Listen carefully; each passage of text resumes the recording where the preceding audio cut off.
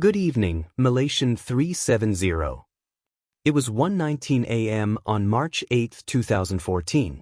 Co-pilot Zaharie Ahmad had just said goodbye to air traffic controllers. His voice sounded calm. Routine. 239 people were flying at 35,000 feet above the South China Sea on a routine flight from Kuala Lumpur to Beijing. 2 minutes later, the Boeing 777 disappeared from radar. But here's the disturbing part: it didn't crash. The plane turned around. It flew in the opposite direction for 7 hours. And then, it simply vanished into one of the most remote oceans on the planet. 11 years later, after one of the most expensive searches in history, we still don't know why. Today we're going to delve into one of the most perplexing mysteries of modern aviation: the disappearance of Malaysia Airlines Flight MH370. This case has become a global obsession. It has generated thousands of theories, from the most rational to the most extreme.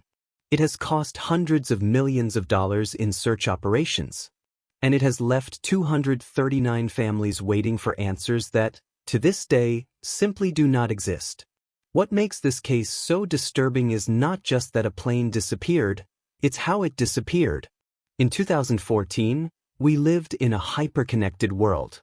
We had satellites monitoring every corner of the planet. Military and civilian radars covered the skies. Real-time tracking technology. And yet, a plane the size of a 6-story building simply vanished. This is their story. March 2014. Kuala Lumpur International Airport was preparing for another routine overnight flight to Beijing. Flight MH370 operated this route regularly, carrying mainly Chinese passengers returning home. The assigned aircraft was a Boeing 777-2H6ER, registration 9MMRO. It was 12 years old but in excellent condition. It had accumulated more than 53,000 flight hours without any serious incidents. Its last routine maintenance had been completed just 2 weeks prior. This wasn't an old or troublesome plane. It was one of the most reliable aircraft in the sky. Captain Zaharie Ahmad Shah was in command that night. 53 years old. 33 years of flying experience. More than 18,000 hours in the air. Zaharie wasn't just an experienced pilot. He was a flight instructor. A certified examiner. The kind of person Malaysia Airlines sent to train other pilots on the Boeing 777. Born in Penang, married for 30 years, with 3 children and several grandchildren, he lived in a luxury community in Shah Alam. In his free time, he loved to cook and fish. He had a flight simulator at home, where he practiced complex maneuvers. He even uploaded videos to YouTube teaching people how to repair air conditioners. According to all official records, Zaharie was stable, professional. No financial problems, no history of mental health issues, no significant interpersonal conflicts. Alongside him was First Officer Zaharie Ahmad, 27 years old. Relatively young in the profession, with around 2,700 flight hours. For Zaharie, this flight held special significance. It was his last supervised training flight. After tonight, he would be fully certified to fly the 777 unsupervised. He was engaged to another pilot. He lived with his mother, 2 doors down from the mosque where he prayed when he was in Malaysia. The imam described him as a good man. His colleagues remembered him as professional and dedicated. 2 pilots. Combined experience of over 20,000 hours. No warning signs. On board that night were 227 passengers of 15 different nationalities. The majority, 153 people, were Chinese citizens. 38 were Malaysian. And there were also citizens of Australia, India, the United States, France, Indonesia. There was a group of 24 Chinese artists returning from an art exhibition in Kuala Lumpur. 20 employees of Freescale Semiconductor, a Texas-based company that produces microchips for military and commercial applications. There were entire families. Couples on their honeymoon. Executives traveling for business. Students returning home. 239 people. 239 lives. Each with their own stories, their own plans, their own loved ones waiting for them. None of them would reach their destination. The day before the flight, Malaysia Airlines technicians performed a routine maintenance task. They refilled the oxygen system for the crew. But there's something interesting here. Documents leaked years later revealed that MH370 was given supplemental fuel and oxygen supplies just before takeoff, more than usual for this route. Officially, as a standard precaution. But this detail would become significant later. At 12:41 a.m. local time in Malaysia, the wheels of MH370 left the runway at Kuala Lumpur International Airport. The weather was perfect. Clear skies. No storms along the route. Ideal conditions for a night flight. The route was direct. Fly over the Gulf of Thailand, pass through the South China Sea, and enter Vietnamese airspace before continuing to Beijing. Estimated flight time, 5.5 hours. Scheduled arrival, 6:30 a.m. Everything was routine. 20 minutes after takeoff, MH370 reached its cruising altitude, 35,000 feet. Approximately 10,700 meters above sea level. In the cabin, the passengers were probably beginning to relax. Some were asleep.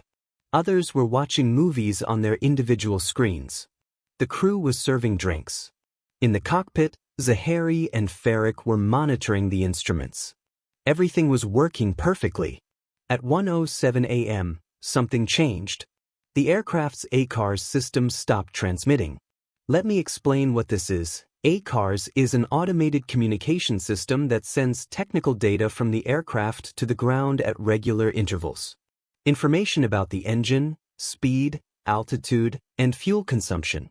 It's like the aircraft's pulse. And that pulse had just stopped. Here's the crucial point. ACARS doesn't turn off automatically. Someone has to manually deactivate it from the cockpit. And there's no routine reason to do so mid-flight. But at the time, no one on the ground noticed. The system only transmitted every 30 minutes, so its absence wouldn't be immediately apparent. 12 minutes later, at 1:19 a.m., MH370 was about to leave Malaysian airspace and enter Vietnamese airspace. Air traffic control in Kuala Lumpur contacted the flight for the last time. Control, Malaysian 370, contact Ho Chi Minh 120.9. Good night. Co-pilot Farik, good evening, Malaysian 370. Calm voice. Professional. No signs of distress. Those were the last words anyone would hear from MH370. 2 minutes after that last communication, at 1:21 a.m., something happened that would put this flight in the history books. The plane's transponder turned off. The transponder is the device that tells civilian radar who you are, where you are, and what altitude you're flying at. When it's switched on, the aircraft appears on air traffic control screens with all its information, flight number, altitude, and speed. When it turns off, you simply disappear. And just like the ACARS, the transponder doesn't turn itself off.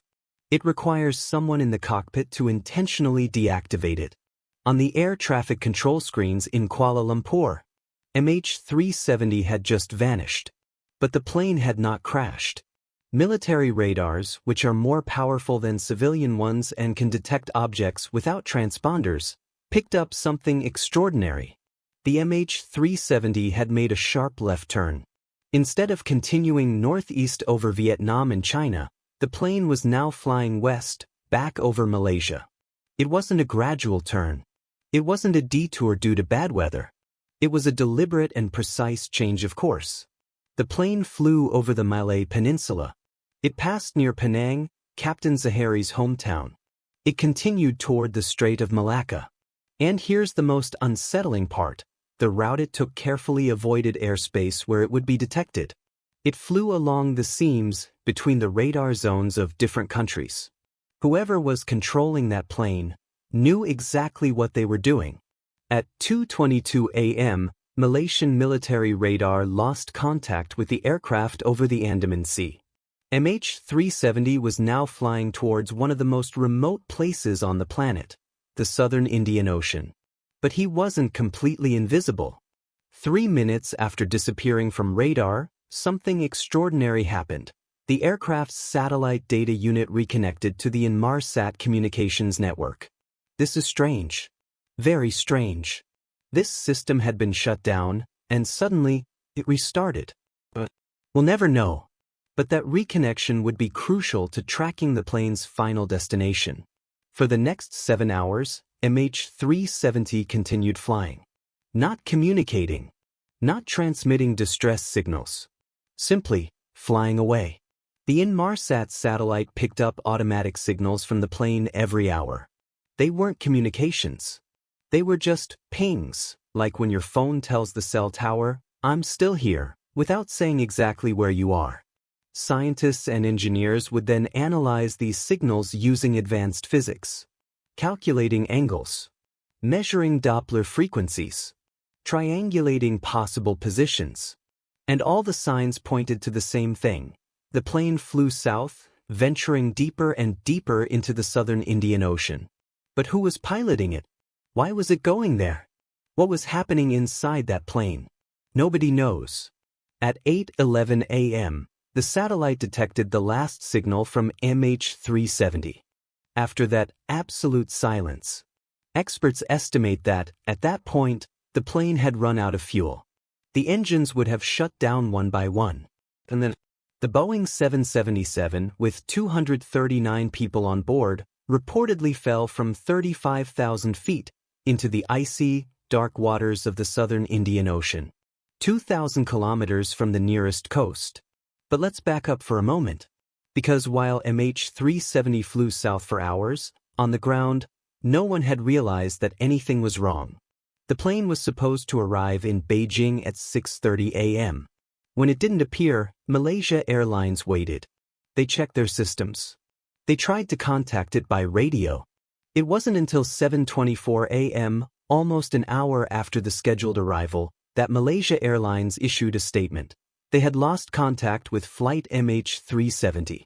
In Beijing, families waiting for their loved ones panicked. In Kuala Lumpur, confusion erupted. Where was the plane? Had it crashed? Had it been hijacked? Nobody had any answers. The largest search in aviation history. What followed was an unprecedented search operation. Initially, they searched in the wrong place. For the first few days, all operations were concentrated in the South China Sea, between Malaysia and Vietnam, where the plane should have been. Search planes from multiple countries flew over the area.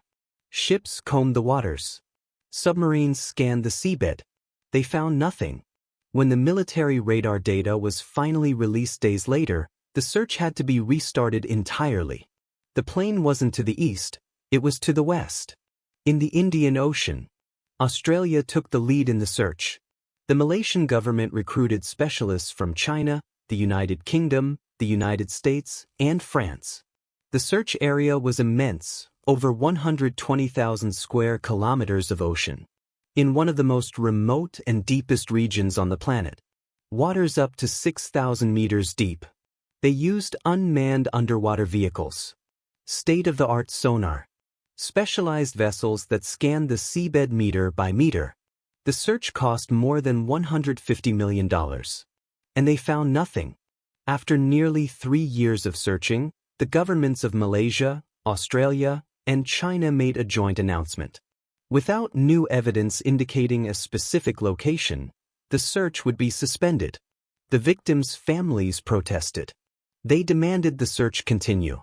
But resources were limited.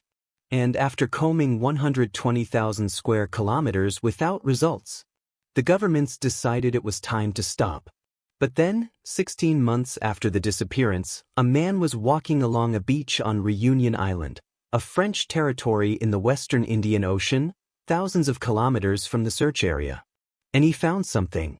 It was a piece of metal, 2 meters long, covered in barnacles. It had clearly been floating in the ocean for a long time. It was a flapron, a part of an airplane wing. The part was sent to France for forensic analysis. Technicians from Airbus Defence and Space, the company that had manufactured that specific part for Boeing, examined every detail. They found a serial number. It was from MH370. For the first time in more than a year, there was physical confirmation that the plane had crashed into the ocean. And then more pieces began to appear. In Mozambique, in South Africa, in Tanzania, in Mauritius, in Madagascar. By October 2017, 20 pieces of debris had been recovered. 18 were identified as almost certain or highly likely to be from MH370. Fragments of the cockpit interior, parts of the landing gear, pieces of the wing, all covered in barnacles, all showing signs of having floated in the ocean for years. And here's the fascinating part. Oceanographic scientists analyzed ocean currents. They created computer models of how objects would drift from the search area in the southern Indian Ocean. And the results perfectly matched where the remains were found. The pieces had traveled thousands of kilometers across the ocean for over a year. And they arrived exactly where the models predicted they would. But there was something that was in those remains. The experts examined each piece meticulously. They looked for blast marks, fire damage, and projectile impacts. They found nothing. The wreckage showed damage from impact with water, wear and tear from years in the ocean. But there was no evidence of explosion, fire, or sabotage, which eliminated several theories, but didn't provide answers about what had actually happened. July 2018, the final report. 4.5 years after the disappearance, the Malaysian government published its final investigation report. 1,500 pages. Years of research. Testimonials from hundreds of people. Exhaustive technical analysis. And the conclusion was, there is no conclusion. Lead researcher Kok Soo Chan was direct at the press conference. Since the main wreckage of the aircraft, including the flight data recorder and cockpit voice recorder, has not been located, the investigation cannot draw definitive conclusions about what happened. But the report did establish some facts. 1. The plane turned manually. It wasn't an autopilot failure. Someone in the cockpit deliberately changed course. 2. That change occurred approximately 40 minutes after takeoff, shortly after communications were shut down. 3. There was no evidence of mechanical failure before the disappearance. The aircraft was functioning perfectly. 4. There was no evidence of mental health problems among the pilots. There were no financial conflicts. There were no warning signs. Essentially, the report confirmed the what. The plane was intentionally diverted, but could not answer the why or the who. So what really happened to the MH370? 11 years later, there is no consensus. But there are several theories, each with its own merits and problems. Theory 1. Deliberate pilot intervention. This is perhaps the most discussed theory, and the most controversial. The idea is that Captain Zaharie Ahmad Shah, for reasons known only to him, intentionally diverted the plane. The arguments in favor. In 2016, the FBI analyzed Zaharie's home flight simulator. On his computer, they found data from a simulated flight that strikingly matched the final route of MH370, flying over the southern Indian Ocean until running out of fuel. That simulated flight had been created less than a month before the plane disappeared. Tony Abbott, who was Prime Minister of Australia in 2014, revealed years later that, from the highest levels of the Malaysian government, he had been told very early on that they thought it was murder-suicide by the pilot. Furthermore, the way the plane was diverted required expert knowledge. The systems were shut down in a specific sequence. The route avoided radar. Everything suggested that someone with pilot training was at the controls. But there are problems with this theory. The official Malaysian report found that Zaharie handled stress well. There were no changes in his lifestyle. There were no interpersonal conflicts. His sister passionately defended his innocence. My brother loved life. Until we have tangible evidence, I maintain his innocence. The Malaysian government, in its final report, explicitly stated, "We are not of the opinion that it could have been an event committed by the pilot." And here's the question this theory doesn't answer. Why? If Zaharie wanted to commit suicide, Why fly for 7 hours to the most remote ocean? Why not just crash the plane immediately? Why take 238 innocent people with him? It makes no psychological sense. Theory 2. Hypoxia, loss of oxygen. This theory suggests that something caused a decompression or loss of oxygen in the aircraft. Hypoxia is silent and deadly. It leaves you confused, disoriented, and eventually unconscious. Passengers and crew could have lost consciousness without even realizing they were in danger. According to this theory, someone in the cockpit, likely the pilot, realized the problem. He attempted to return to Malaysia for an emergency landing, but succumbed to hypoxia before he could do so. The plane then continued flying on autopilot, with everyone on board unconscious, until it ran out of fuel. Arguments in favor. This theory would explain the prolonged flight without communication. It would explain why no one sent distress signals. And there are precedents, it has happened before. In 2005, Helios Airways Flight 522 experienced exactly this. A gradual decompression rendered everyone on board unconscious. The plane flew on autopilot for hours before crashing when it ran out of fuel. The problems? If the pilot was conscious enough to turn the plane around and shut down communication systems, why not send an emergency message first? Why not simply descend to a safe altitude where there is more oxygen? And here's the most complicated detail. MH370's course changes were precise and deliberate. They weren't the erratic actions of someone suffering from hypoxia. Someone systematically avoided radar. That requires clear thinking and planning. A person suffering from hypoxia simply cannot do that. Theory 3. Fire in the cabin. Another possibility, a catastrophic electrical fire in the cabin. In 2011, an Egyptair Boeing 777 suffered a major cockpit fire while on the ground. Fueled by oxygen, it destroyed the flight controls and burned a hole through the fuselage. It took 90 minutes to extinguish, even with firefighters on the scene.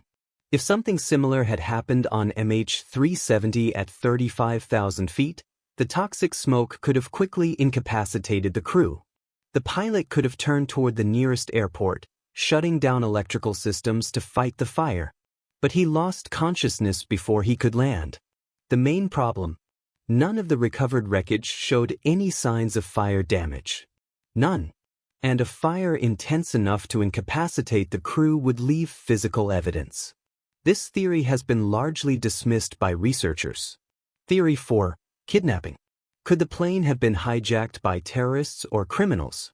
2 Iranian passengers boarded MH370 using stolen passports. Initially, this raised alarms.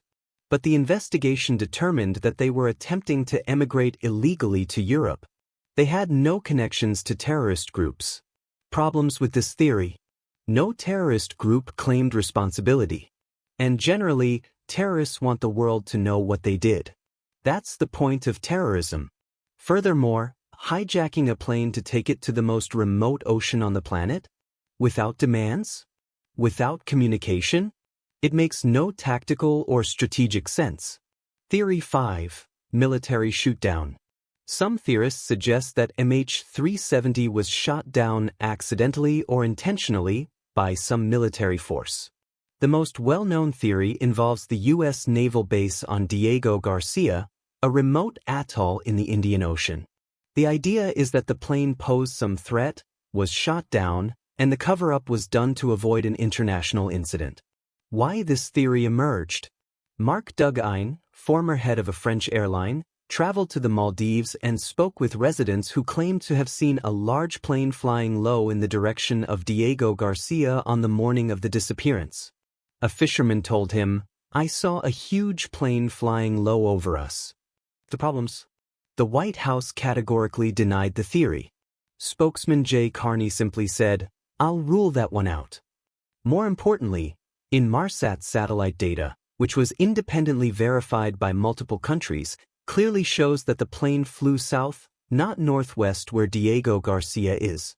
And the debris that appeared on African shores confirms that the plane ended up in the southern Indian Ocean, not near any military base. This theory does not withstand technical scrutiny. And then, there are the theories that go beyond the conventional. In the days and weeks after the disappearance, when there were no answers, the internet was filled with increasingly extreme speculation. The theory, MH370 was abducted by an extraterrestrial spacecraft. In August 2023, a video went viral online. It supposedly showed satellite images of MH370 flying accompanied by 3 UFOs, and then simply disappearing in a flash of light. Millions of people saw it. Conspiracy forums erupted. Finally, the proof, they said. But here's the reality. Independent investigators traced the video back to a visual effects enthusiast who had created it in 2014 as his artistic interpretation of what might have happened. Originally, it didn't even mention MH370. It simply said, passenger plane and UFOs. The technical analysis was devastating for the theory. The satellite footage supposedly came from a U.S. military satellite, the NRL-33, which hadn't even been launched when MH370 disappeared. CGI experts identified the textures, the lighting effects, even the source of the Boeing 777 3D model. It was all computer animation. Scott Brando, who specializes in debunking UFO hoaxes, put it plainly, it was created using computer graphics. There's nothing real in that video. Another theory suggested that the plane flew through some kind of portal or black hole into another dimension. This theory was discussed, and I'm not kidding, on CNN during the first few weeks of the disappearance, when the desperation for answers was intense. The reality? Confirmed physical remains of the aircraft have appeared on African beaches.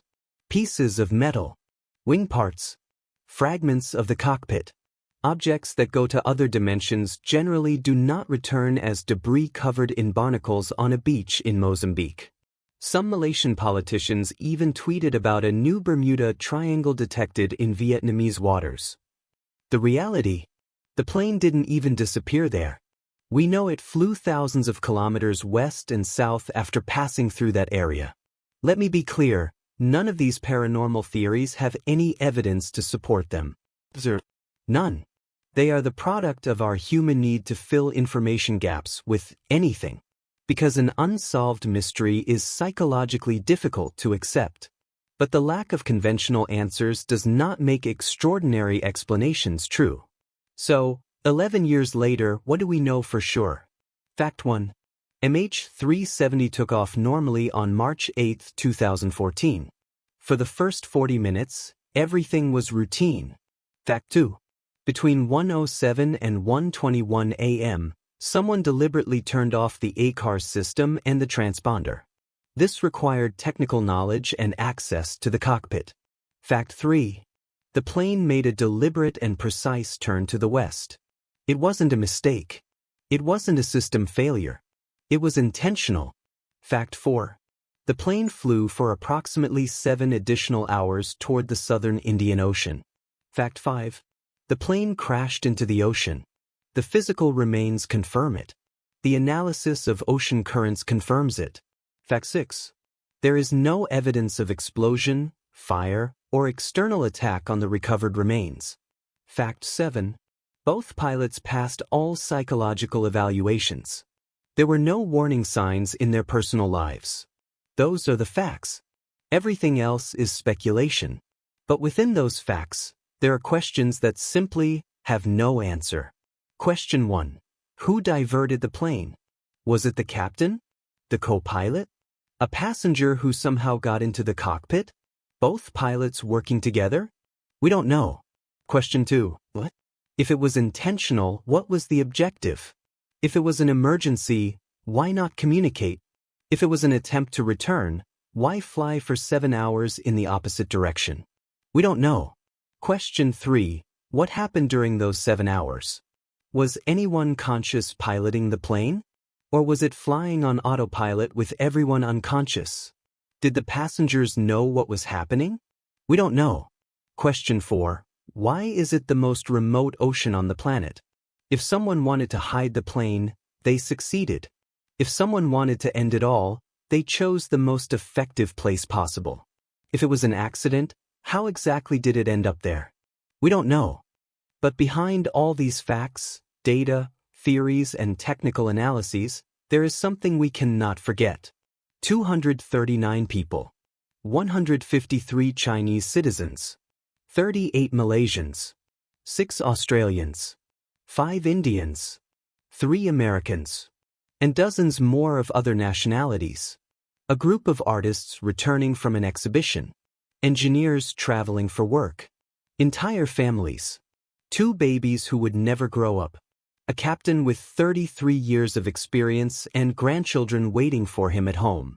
A young co-pilot about to complete his certification, engaged to be married. And their families. 239 families who, 11 years later, still have nowhere to mourn. No body to bury. No answers to bring them closure.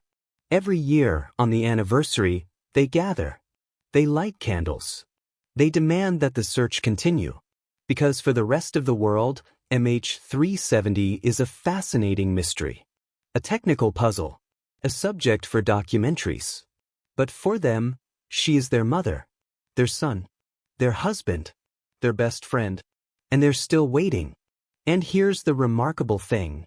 They haven't given up. In February 2025, just a few months ago, a new search was announced. Ocean Infinity, a company specializing in underwater exploration, proposed searching an area of 15,000 square kilometers that new analyses suggest is the most likely location. Under a no-find, no-pay agreement, the company will only receive compensation if it finds the plane. They're using more advanced technology than ever before. Autonomous underwater robots. Artificial intelligence to analyze data. State-of-the-art sonar. In April 2025, the search was temporarily paused. It's not the season, they said, referring to ocean conditions. But they plan to resume later this year. Will they find him? Nobody knows. The ocean is vast. The odds are tough. But they will try. Because those 239 people deserve to be found. Their families deserve answers. And the world deserves to know the truth. Flight MH370 confronts us with something uncomfortable. In the 21st century, with all our technology, with satellites orbiting the planet, with radars covering the skies, a 64-meter-long Boeing 777 can simply disappear. And that reminds us that the world still holds secrets. That there are unanswered questions. That the unknown still exists, even in our age of hyperconnectivity. Personally, I believe the answer lies somewhere between human intervention and tragedy. I think someone in that cockpit, for reasons we'll never fully understand, made decisions that led that plane to the most remote ocean on the planet. But that's just my opinion. And without definitive evidence, it remains just that, an opinion. The truth is out there. 4,000 meters underwater. In the absolute darkness of the southern Indian Ocean. Waiting to be discovered. What do you think happened? Leave your theory in the comments. Was it intentional? A catastrophic accident? Something we haven't even considered? And if you'd like me to investigate other cases like this, real, unsolved mysteries that defy explanation, let me know. Like this video. Subscribe to the channel. Turn on notifications so you don't miss the next case. Because as long as there are unsolved mysteries, we will continue searching for answers. Thank you for joining me in this investigation. I know it was long. I know it was dense. But this case deserves that level of detail. The full sources for this research are in the video description. I've included links to official reports, technical analyses, and verifiable articles. Because when we're talking about real tragedies, accuracy matters. See you in the next video. In memory of the 239 people on Flight MH370 March 8, 2014. The truth is out there,